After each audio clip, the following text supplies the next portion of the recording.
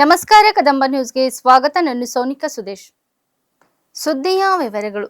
ಬೀದರ್ ದಕ್ಷಿಣ ವಿಧಾನಸಭಾ ಕ್ಷೇತ್ರದ ಮನ್ನೆಖೇಳಿ ಗ್ರಾಮದಲ್ಲಿರುವ 30 ಹಾಸಿಗೆಯ ಸಮುದಾಯ ಆರೋಗ್ಯ ಕೇಂದ್ರವನ್ನು ಜನರ ಅನುಕೂಲಕ್ಕಾಗಿ 50 ಹಾಸಿಗೆಯ ಆಸ್ಪತ್ರೆಯಾಗಿ ಮೇಲ್ದರ್ಜೆಗೆ ಏರಿಸುವ ಕಾರ್ಯಕ್ಕೆ ಇಂದು ಚಾಲನೆ ನೀಡಲಾಯಿತು. ಸುಮಾರು 4.5 ಕೋಟಿ ವೆಚ್ಚದಲ್ಲಿ ನಿರ್ಮಾಣವಾಗಲಿರುವ ಹೊಸ ಆಸ್ಪತ್ರೆ ಕಟ್ಟಡ ಕಾಮಗಾರಿಗೆ ಶಾಸಕ ಡಾ ಶೈಲೇಂದ್ರ ಬೆಲ್ದಾಳೆ ಚಾಲನೆ ನೀಡಿ ಮಾತನಾಡಿದರು. ಈ ಯೋಜನೆಯ ಮೂಲಕ ಪ್ರದೇಶದ ಜನರಿಗೆ ಉತ್ತಮ ಆರೋಗ್ಯ ಸೇವೆಗಳು ಲಭ್ಯವಾಗಲಿದ್ದು, ತುರ್ತು ಚಿಕಿತ್ಸೆ ಸೇರಿದಂತೆ ವಿವಿಧ ವೈದ್ಯಕೀಯ ಸೌಲಭ್ಯಗಳು ಇನ್ನಷ್ಟು ಸುಲಭವಾಗಿ ದೊರೆಯಲಿವೆ ಎಂದು ಹೇಳಿದರು. ಆಸ್ಪತ್ರೆಯ ಹೊಸ ಕಟ್ಟಡ ನಿರ್ಮಾಣ ಕಾಮಗಾರಿಯನ್ನು ಗುಣಮಟ್ಟದಿಂದ ಹಾಗೂ ನಿಗದಿತ ಅವಧಿಯಲ್ಲಿ ಪೂರ್ಣಗೊಳಿಸುವಂತೆ ಗುತ್ತಿಗೆದಾರರಿಗೆ ಸೂಚನೆ ನೀಡಲಾಗಿದೆ. ಈ ಆಸ್ಪತ್ರೆ ಮೇಲ್ದರ್ಜೆಗೊಂಡ ನಂತರ ಸುತ್ತಮುತ್ತಲಿನ ಗ್ರಾಮಗಳ ಜನತೆಗೆ ಹೆಚ್ಚಿನ ಆರೋಗ್ಯ ಸೇವೆಗಳು ದೊರೆಯಲಿವೆ ಎಂದು ಅವರು ತಿಳಿಸಿದರು. ಈ ಯೋಜನೆ ಬೀದರ್ ದಕ್ಷಿಣ ಕ್ಷೇತ್ರದ ಜನರ ಆರೋಗ್ಯ ಭದ್ರತೆಗೆ ಮತ್ತೊಂದು ಮಹತ್ವದ ಹೆಜ್ಜೆಯಾಗಲಿದೆ ಎಂದರು.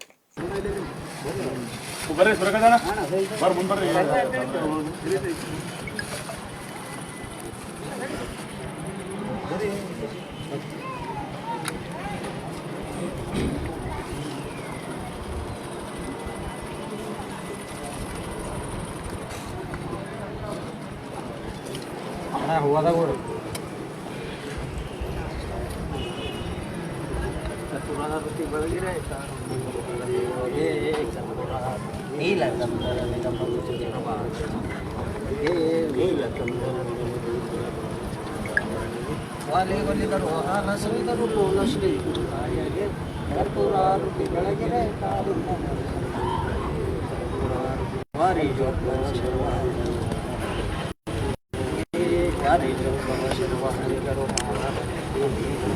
ದೂರ ದೊರಿತವ ದೂರ ಮಾಡಿದ ಸೂರ್ಯ ಸ್ವಾಮಿಗೆ ಕರ್ಪೂರಾರು ತಿಂಗಳಿಗೆ ಕಾರುಣ್ಯ ಶರಣು ಜನರಿಗೆ ವರಮ ಶರಣು ಜನರಿಗೆ ವರಮ ಶ್ರೀ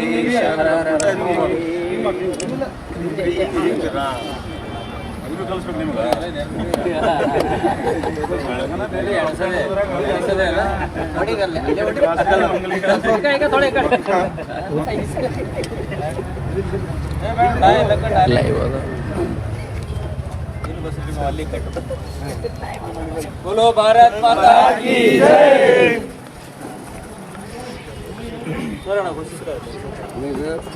जरा हिंद कर आता निंद पिछे हो जाओ ಹಿಂದಕ್ಕಿಂದ ಕಾರಣ ಹಿಂಗ್ ವೈಡರ್ ಎಲ್ಲರೂ ಬರ್ತದೆ. ಎಲ್ಲರೂ ಬರ್ತದೆ ಹಿಂಗ್ ಅಡಲ್ಕರ್ ಚಂದ್ ಬೈ ಪ್ರಶಾಂತ್ ಬೈ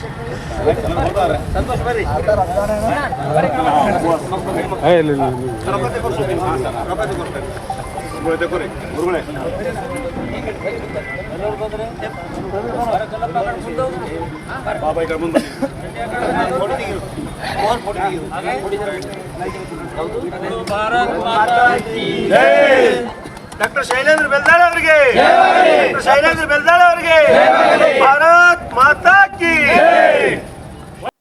ಕಲ್ಯಾಣ ಕರ್ನಾಟಕ ಪ್ರದೇಶದ ಅಭಿವೃದ್ಧಿ ಹಾಗೂ ಸಮಾಜದ ವಿವಿಧ ವರ್ಗಗಳ ಸಮಸ್ಯೆಗಳ ಕುರಿತು ರಾಜ್ಯ ಸರ್ಕಾರ ಗಮನ ಹರಿಸಬೇಕು ಎಂದು ಮಹೇಶ್ ಗೋರ್ನಳ್ಕರ್ ಒತ್ತಾಯಿಸಿದರು. ಈ ಕುರಿತು ಅವರು ಇಂದು ಪತ್ರಿಕಾಗೋಷ್ಠಿಯಲ್ಲಿ ಮಾತನಾಡಿದರು. ರಾಜ್ಯದ ಮುಖ್ಯಮಂತ್ರಿ ಸಿದ್ದರಾಮಯ್ಯ ಅವರು ಬಜೆಟ್ ಮಂಡಿಸುವ ಮೊದಲು ಜನರ ಸಮಸ್ಯೆಗಳು ಹಾಗೂ ಬೇಡಿಕೆಗಳನ್ನು ಆಲಿಸಿ ಅದಕ್ಕೆ ತಕ್ಕ ಕ್ರಮಗಳನ್ನು ಕೈಗೊಳ್ಳಬೇಕು ಎಂದು ಅವರು ಹೇಳಿದರು. ದಲಿತರು ಹಾಗೂ ಬಡವರ ಅಭಿವೃದ್ಧಿಗೆ ಕೇಂದ್ರ ಮತ್ತು ರಾಜ್ಯ ಸರ್ಕಾರಗಳು ಸಮರ್ಪಕವಾಗಿ ಕೆಲಸ ಮಾಡಿಲ್ಲ ಎಂದು ಆರೋಪಿಸಿದರು. ಸರ್ಕಾರಿ ಶಾಲೆಗಳ ಅಭಿವೃದ್ಧಿಗೆ ಹೆಚ್ಚಿನ ಆದ್ಯತೆ ನೀಡುವ ಬದಲು ಅವುಗಳನ್ನು ದುರ್ಬಲಗೊಳಿಸುವ ಕೆಲಸ ನಡೆಯುತ್ತಿದೆ ಎಂದು ಅವರು ಟೀಕಿಸಿದರು. ಜೊತೆಗೆ ಅಂತರ್ಜಾತಿ ವಿವಾಹ, ವಿಧವಾ ವಿವಾಹ ಮತ್ತು ಒಳಪಂಗಡ ವಿವಾಹಗಳಿಗೆ ನೀಡಲಾಗುವ ಪ್ರೋತ್ಸಾಹ ಧನವನ್ನು ಹೆಚ್ಚಿಸಬೇಕು ಎಂದು ಸರ್ಕಾರವನ್ನು ಆಗ್ರಹಿಸಿದರು. ಕಲ್ಯಾಣ ಕರ್ನಾಟಕ ಭಾಗದ ಸಮಗ್ರ ಅಭಿವೃದ್ಧಿಗಾಗಿ ಹೆಚ್ಚಿನ ಕೈಗಾರಿಕೆಗಳನ್ನು ಸ್ಥಾಪಿಸುವ ಅಗತ್ಯವಿದೆ. ಉದ್ಯೋಗ ಅವಕಾಶಗಳು ಹೆಚ್ಚಾದರೆ ಮಾತ್ರ ಈ ಭಾಗದ ಜನರ ಜೀವನ ಮಟ್ಟ ಸುಧಾರಿಸುತ್ತದೆ ಎಂದು ಹೇಳಿದರು. ಕರ್ನಾಟಕದಲ್ಲಿ ಬೌದ್ಧ ಸಮುದಾಯದ ಅಭಿವೃದ್ಧಿಗಾಗಿ ಪ್ರತ್ಯೇಕ ಬೌದ್ಧ ಅಭಿವೃದ್ಧಿ ನಿಗಮವನ್ನು ಸ್ಥಾಪಿಸಬೇಕು. ಗ್ರಾಮೀಣ ಪ್ರದೇಶಗಳಲ್ಲಿ ಬೌದ್ಧ ಸಮುದಾಯದ ಜನರಿಗೆ ಸ್ಮಶಾನ ಭೂಮಿ ಒದಗಿಸಿ ಅಲ್ಲಿ ಶೆಡ್ಗಳನ್ನು ನಿರ್ಮಿಸಬೇಕು ಎಂದು ಅವರು ಹೇಳಿದರು. ಇದೇ ವೇಳೆ ಜಿಲ್ಲೆ, ತಾಲೂಕಾ ಹಾಗೂ ಹೋಬಳಿ ಮಟ್ಟದಲ್ಲಿ BR ಅಂಬೇಡ್ಕರ್ ಅವರ ಹೆಸರಿನಲ್ಲಿ ಭವನಗಳನ್ನು ನಿರ್ಮಿಸಿ ಅವುಗಳಿಗೆ ಜ್ಞಾನಸೌಧ ಎಂದು ಹೆಸರು ಇಡಬೇಕು ಎಂದು ತಿಳಿಸಿದ್ದಾರೆ. ಮುಖ್ಯಮಂತ್ರಿಗಳು ಬಜೆಟ್ ಅನ್ನು ಮಂಡನೆ ಮಾಡಲಿದ್ದಾರೆ. ಇವತ್ತು ನಮ್ಮ ಬೇಡಿಕೆಗಳು ಸರ್ಕಾರಗಳು ಅವರೇ ಒಂದು ಅಧಿಕಾರ ನಡೆಸುವಾಗ ಸಮೀಕ್ಷೆ ಮಾಡಿ ಏನು ಜನರಿಗೆ ಬೇಕು ಬೇಡ ಅನ್ನೋದು ಮಾಡುವಂತ ಕರ್ತವ್ಯ ಅವ್ರದ್ದು ಆಗಬೇಕು, ಡ್ಯೂಟಿ ಅವ್ರದ್ದು. ಆದರೆ ಎಲೆಕ್ಷನ್ದಲ್ಲಿ ಮ್ಯಾನಿಫೆಸ್ಟೋ ಕೊಡ್ತಾರೆ, ಅದನ್ನು ಕೂಡ ಪರಿಪೂರ್ಣವಾಗಿ ಮುಟ್ಟದೇ ಇರುವಂತ ಕೆಲಸಗಳು ಸರ್ಕಾರ ಅಧಿಕಾರಕ್ಕೆ ಬಂದ್ಮೇಲೆ ವ್ಯವಸ್ಥಿತವಾಗಿ ದಲಿತರಿಗೆ, ಬಡ ಜನರಿಗೆ, ಎಲ್ಲಾ ಜಾತಿಯ ಬಡ ಜನರಿಗೆ ಅನ್ಯಾಯ ಮೋಸ ಮಾಡುವಂತ ಕೆಲಸ ಕೇಂದ್ರ ಸರ್ಕಾರ ಆಗಿರ್ಬೋದು, ರಾಜ್ಯ ಸರ್ಕಾರಗಳು ಮಾಡ್ತಾ ಇದೆ. ಇವತ್ತು ಸರ್ಕಾರಿ ಶಾಲೆಗಳು ಮುಚ್ಚುವಂತ ಪ್ರಯತ್ನ ರಾಜ್ಯ ಸರ್ಕಾರ ಮಾಡ್ತಾ ಇದೆ. ಯಾವುದೇ ಕಾರಣಕ್ಕೂ KPS ಸ್ಕೂಲ್ದು ನೆಪ ಹೇಳಿ ಯಾವುದೋ ಒಂದು ಸರ್ಕಾರಿ ಶಾಲೆ ಮುಚ್ಚಬೇಕನ್ನೋದು ಪ್ಲಾನ್ ಮಾಡ್ತಾ ಇದ್ರಲ್ಲ, ಇದಕ್ಕೆ ನಮ್ದು ರಿಪಬ್ಲಿಕನ್ ಪಾರ್ಟಿ ಆಫ್ ಇಂಡಿಯಾ ಪಕ್ಷದ ವಿರೋಧ ಇದೆ. ಆಮೇಲೆ ಅಂತರ್ಜಾತಿ ವಿವಾಹಗಳಿಗೆಲ್ಲ ಹೆಚ್ಚೆಚ್ಚು ಪ್ರೋತ್ಸಾಹನ ಸಿಗ್ಬೇಕು. ವಿಧವೆಯವರಿಗೆ ಯಾರಾದ್ರೂ ಮದುವೆ ಆದ್ರ 5 ಲಕ್ಷ ರೂಪಾಯಿ ಕೊಡ್ತಾರ, ಅದು ಒಂದು ಮೌಢ್ಯತೆ ಕುಂತೋಗ್ಯದ ಎಲ್ಲರ ತಲೆಗ.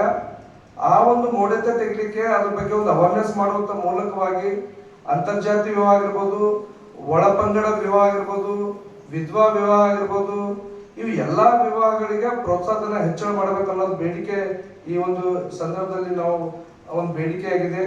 ಆಮೇಲೆ ನಮ್ಮ ಕಲ್ಯಾಣ ಕರ್ನಾಟಕದ ಕೈಗಾರಿಕೆಗಳೇ ಇಲ್ಲ, ಬರೀ ನಮ್ಮ ಮಂತ್ರಿಗಳು ಮಾತು ಹೇಳ್ತಾರ, ಮಾತು ತೆಗೆದ್ರ ನಾವು ಹಂಗ್ ಮಾಡಿದೀವಿ ಹಿಂಗ್ ಮಾಡಿದೀವಿ ಅಂತ ಹೇಳ್ತಾರ. ಆದ್ರ ಈ ಭಾಗಕ್ಕ ನಿರುದ್ಯೋಗಿಗಳ ಸಮಸ್ಯೆ ನಿವಾರಣೆ ಆಗ್ಬೇಕಾದ್ರ ಕಲ್ಯಾಣ ಕರ್ನಾಟಕ ಭಾಗದಲ್ಲಿ ನಮ್ಮ ಬೀದರ್ ಜಿಲ್ಲೆ ಆಗಿರ್ಬೋದು, ಯಾದಗಿರಿ, ರಾಯಚೂರು, ಕೊಪ್ಪಳ ಈ ಕಡೆ ಈ ಭಾಗಕ್ಕೆ ಗುಲ್ಬರ್ಗ ಹೆಚ್ಚೆಚ್ಚು ಕೈಗಾರಿಕೆಗಳು ನಿರ್ಮಾಣ ಆದ್ರ ಅಲ್ಲಿ ಒಂದು ನೂರಾರು ಕುಟುಂಬಗಳು, ಸಾವಿರಾರು ಕುಟುಂಬಗಳು ಬದುಕಲಿಕ್ಕೆ ಸಾಧ್ಯ ಆಗ್ತದೆ ಅನ್ನೋದು ನಮ್ದು ಒಂದು ಉದ್ದೇಶ ಇದೆ. ಕರ್ನಾಟಕದಲ್ಲಿ ಬೌದ್ಧ ಅಭಿವೃದ್ಧಿ ನಿಗಮ ಆಗ್ಬೇಕಂತ ಹೇಳಿ ನಮ್ಮ ಒಂದು ವಿಶೇಷವಾದ ಬೇಡಿಕೆ ಇದೆ.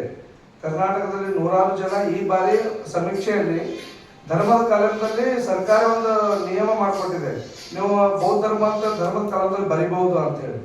ಬಂದ್ಮೇಲೆ ಈಗಾಗಲೇ ಸಂಖ್ಯೆ ಅವ್ರಿಗೆ ಎಷ್ಟು ಬೇಕು ಸಂಖ್ಯೆ ಅದಕ್ಕಿಂತ 10 ಪಟ್ಟು ಜಾಸ್ತಿ ಆಗಿದೆ.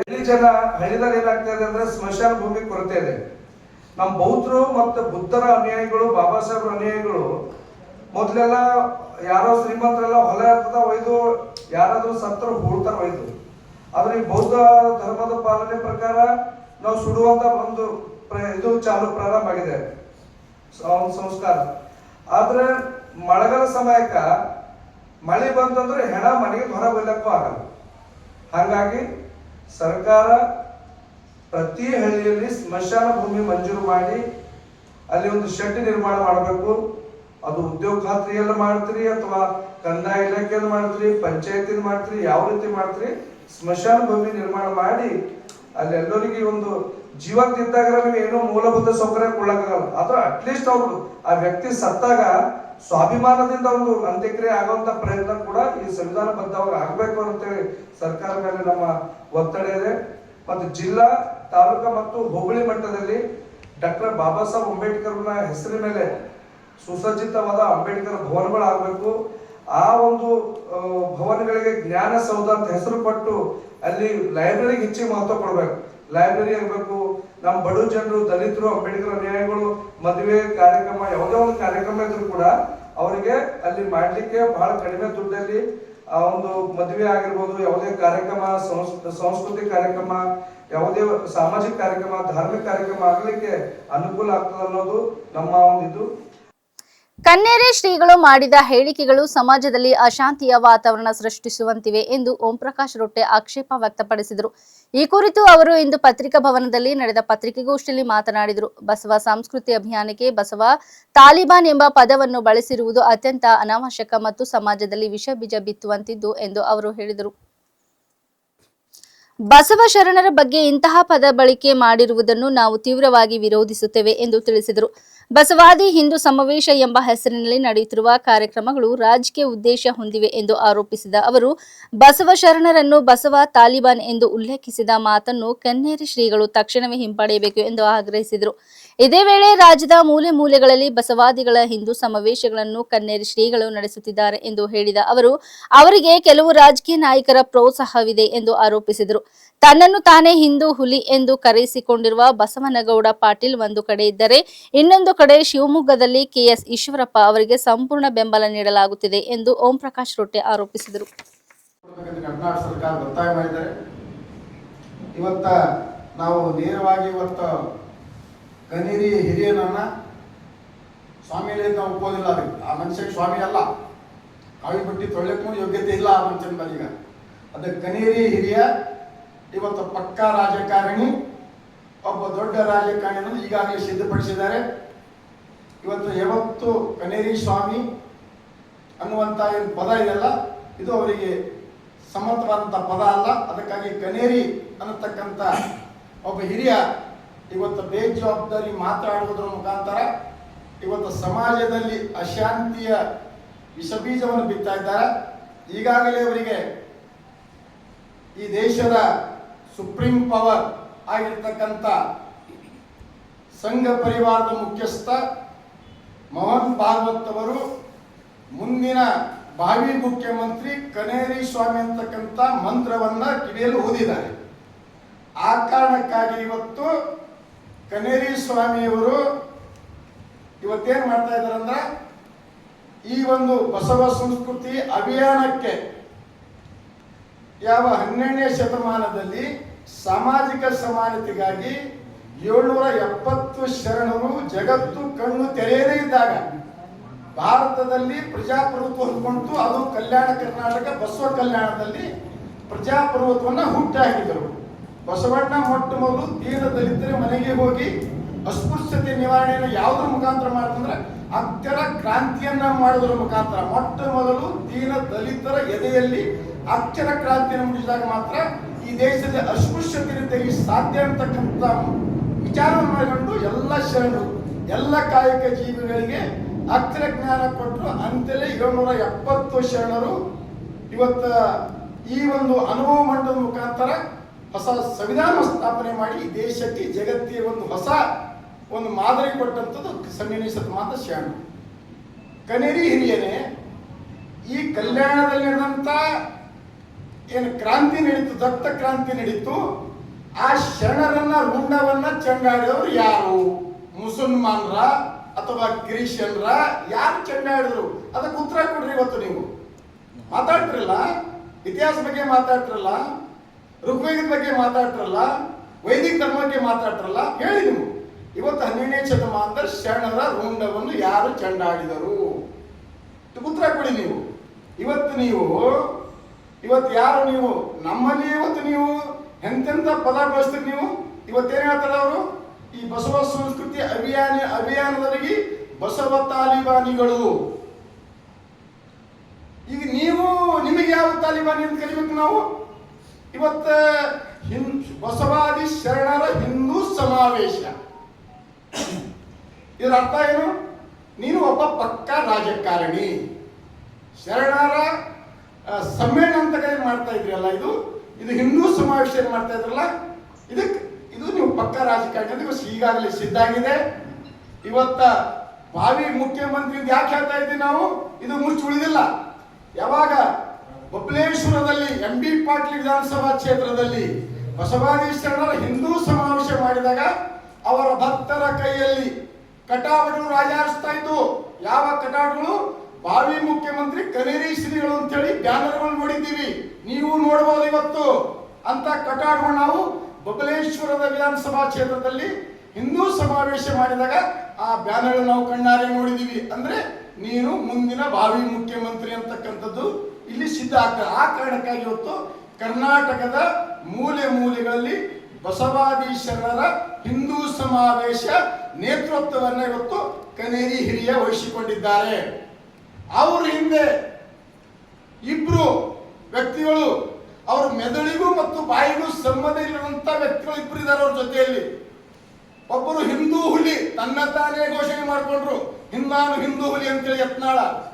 ಒಂದು ಕಡೆ ಈಶ್ವರಪ್ಪನವರು ಬಿಜೆಪಿಯ ವಿರುದ್ಧ ಚುನಾವಣೆ ನಿಂತು ಶಿವಮೊಗ್ಗದಲ್ಲಿ ಲೋಕಸಭಾ ಚುನಾವಣೆಯಲ್ಲಿ ಅವರಿಬ್ಬರು ಬಿಜೆಪಿ ಪಕ್ಷದ ಹೊರತಪ್ಪಿದವರು ಇವತ್ತು ಕನೇರಿ ಸ್ವಾಮಿ ಜೊತೆಯಲ್ಲಿದ್ದಾರೆ. ಯಾಕಿದ್ದಾರೆ? ಬೀದರ್ ಜಿಲ್ಲೆಯ ಬಸವಕಲ್ಯಾಣ ನಗರದಲ್ಲಿ ಮೌಲ್ಯಗಳ ಮೇಲೆ ಹಲ್ಲೆ ನಡೆದಿರುವ ಆರೋಪದ ಹಿನ್ನೆಲೆಯಲ್ಲಿ ನಗರ ಪೊಲೀಸ್ ಠಾಣೆ ಎದುರು ಉದ್ವಿಗ್ನ ಪರಿಸ್ಥಿತಿ ನಿರ್ಮಾಣವಾದ ಘಟನೆ ನಡೆದಿದೆ. ಹಲ್ಲೆ ಮಾಡಿದ ಹಿಂದೂ ಯುವಕರನ್ನು ವಶಕ್ಕೆ ಪಡೆಯಬೇಕು ಎಂದು ಆಗ್ರಹಿಸಿ ಸಾವಿರಾರು ಮುಸ್ಲಿಂ ಸಮುದಾಯದವರು ಬಸವಕಲ್ಯಾಣ ಟೌನ್ ಪೊಲೀಸ್ ಸ್ಟೇಷನ್ ಎದುರು ಜಮಾಯಿಸಿ ಪ್ರತಿಭಟನೆ ನಡೆಸಿದರು. ಈ ವೇಳೆ ಕೆಲಕಾಲ ಗೊಂದಲದ ವಾತಾವರಣ ನಿರ್ಮಾಣವಾಗಿ ಠಾಣೆ ಎದುರು ಹೈಡ್ರಾಮಾ ನಡೆಯಿತು. ಸ್ಥಳಕ್ಕೆ ಹೆಚ್ಚಿನ ಪೊಲೀಸ್ ಪಡೆ ಆಗಮಿಸಿ ಪರಿಸ್ಥಿತಿಯನ್ನು ನಿಯಂತ್ರಿಸಲು ಪ್ರಯತ್ನಿಸಿತು. ಜನರು ಚದುರದ ಹಿನ್ನೆಲೆ ಪರಿಸ್ಥಿತಿ ಹತೋಟಿಗೆ ತರಲು ಪೊಲೀಸರು ಲಘು ಲಾಠಿ ಚಾರ್ಜ್ ನಡೆಸಿದರು. ಈ ಘಟನೆಗೆ ಸಂಬಂಧಿಸಿದಂತೆ 49 ಮುಸ್ಲಿಂ ಯುವಕರ ವಿರುದ್ಧ ಪ್ರಕರಣ ದಾಖಲಾಗಿದ್ದು ಮುಂದಿನ ತನಿಖೆಯನ್ನು ಪೊಲೀಸರು ಕೈಗೊಂಡಿದ್ದಾರೆ. ಘಟನೆಯಿಂದಾಗಿ ಪ್ರದೇಶದಲ್ಲಿ ಕೆಲಕಾಲ ಉದ್ವಿಗ್ನ ವಾತಾವರಣ ನಿರ್ಮಾಣವಾಗಿದ್ದು ಕಾನೂನು ಸುವ್ಯವಸ್ಥೆ ಕಾಪಾಡಲು ಹೆಚ್ಚುವರಿ ಪೊಲೀಸ್ ಬಂದೋಬಸ್ತ್ ಏರ್ಪಡಿಸಲಾಗಿದೆ.